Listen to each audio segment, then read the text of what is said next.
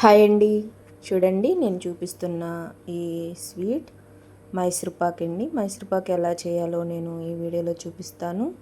చాలా సింపుల్గా ఈజీగా మనం ఇంట్లోనే స్వీట్ అనేది మైసూర్పాక్ స్వీట్ అనేది ఎలా రెడీ చేశాను నేనైతే చాలా సింపుల్గా రెడీ చేశాను.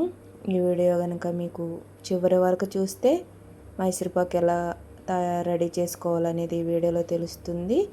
చూడండి, ఈ వీడియో చూసిన వాళ్ళు ప్రతి ఒక్కరు కూడా ప్లీజ్ నచ్చితే కనుక ఒక లైక్ చేసుకోండి, ఒక సబ్స్క్రైబ్ చేసుకుని బెల్ ఐకాన్ అయితే ఆన్లో పెట్టుకోండి. చూడండి, నేను ఒక గిన్నె తీసుకుని గిన్నెలో 1 కప్పు వరకు శనగపిండి తీసుకున్నాను.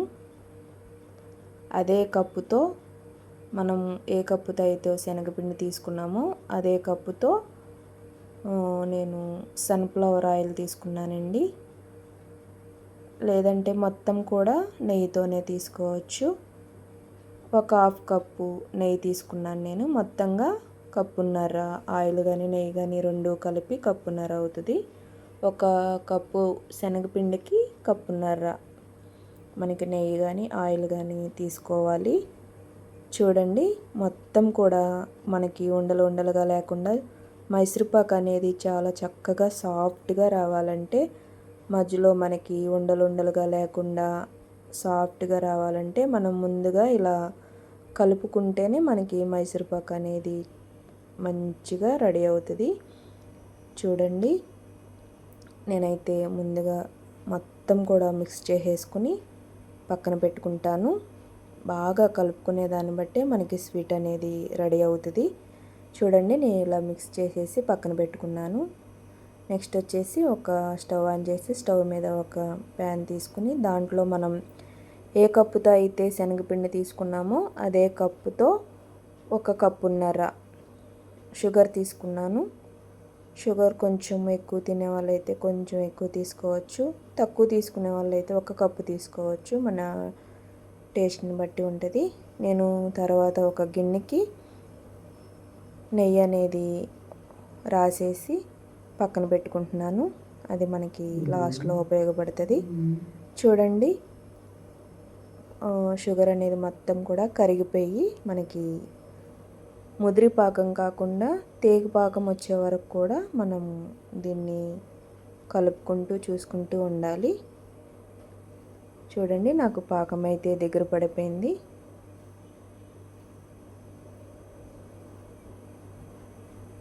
మనకి ఫస్ట్ మైసూర్పాక్ పర్ఫెక్ట్గా రావాలంటే ఫస్ట్ కలుపుకునే దాన్ని బట్టి ఉంటుంది.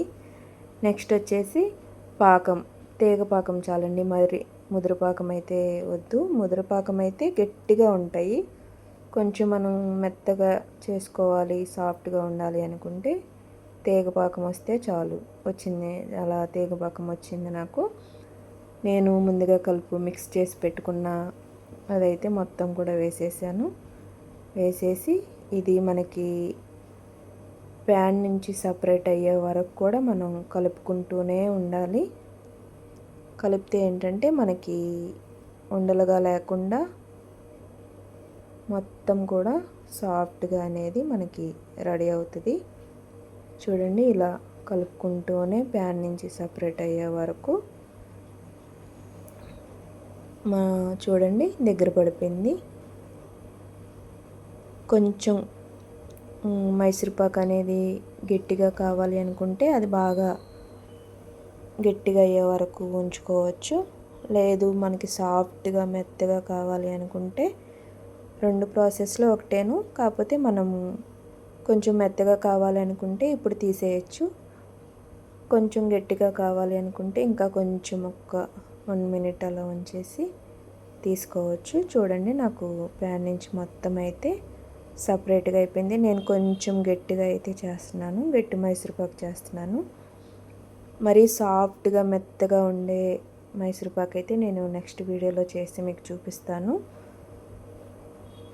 చూడండి, ఇంతేనండి. నేను స్టవ్ ఆఫ్ చేసేసి తీసేసి నేను ముందుగా నెయ్యి కలిపి పెట్టుకున్న బాక్స్లోకి అయితే సపరేట్ చేసేసి పెట్టేశాను. ఇంతేనండి. దీన్ని మనం ఒక చిన్న చిన్న పీసులుగా చేసేసి వేరే ప్లేట్లోకి ట్రాన్స్ఫర్ చేసుకోవటమేను. చూడండి, నాకైతే ఈ విధంగా వచ్చింది.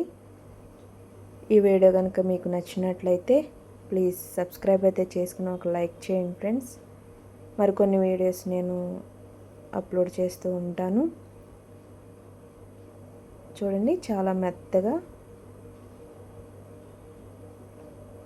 చాలా సాఫ్ట్గా ఉన్నాయి.